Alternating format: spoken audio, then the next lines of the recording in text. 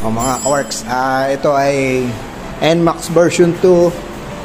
Problema ay speedometer. Hanap nyo ba ay budget meal na speedometer? Nawawala-wala ang inyong speedometer sa mga ABS.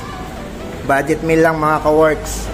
So ang ginagawa ko rito, instead na bumili ng bagong module o pinare-repair yung module, kasi nag-check engine to eh. Ngayon, nireset ko na yan. Wala nang check engine. Install ko na rin. Ang ginagawa ko mga ka-works, yung pang Honda Click. Ito yung kanyang code. In-order ko lang sa online. Tapos ganito yung sample niya. Ito, yan. Yan yung kinakabit ko sa mga Honda. Sa mga NMAX pala. Pang Honda, pero sa NMAX kinakabit. Ito, bibili rin kayo nito. Order din kayo sa online. May nabibili nito. Tapos ito yung kanyang code. Yan. Tingin lang kayo sa mga kuwan, sa mga feedback na magaganda kasi baka mamaya pangit yung mabili ninyo. Ito yung mga ka-works. So, yan na, na-install na. Yan.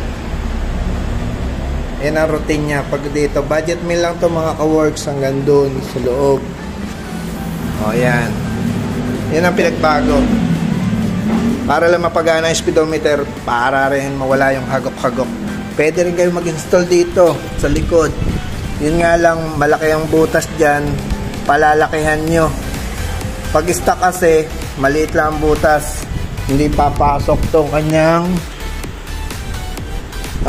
sensor pang Honda Click. Kaya magpapalaki pa rin ang butas. Mas madali kasi dito sa harapan. Yun nga lang, kung titingnan ng maigi, hindi masyado kasing exposed. Ito, paganahin natin.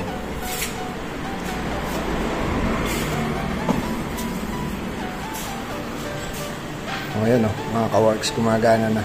Tsaka wala na rin check engine. So, ito mga ka-works, okay na. Galing pa ito ng Taguig ka ba? Taguig. Yan, okay na siya. Makakabiyahe na si sir. NMAX version 2. Budget meal lang mga ka-works para mapagana yung speedometer.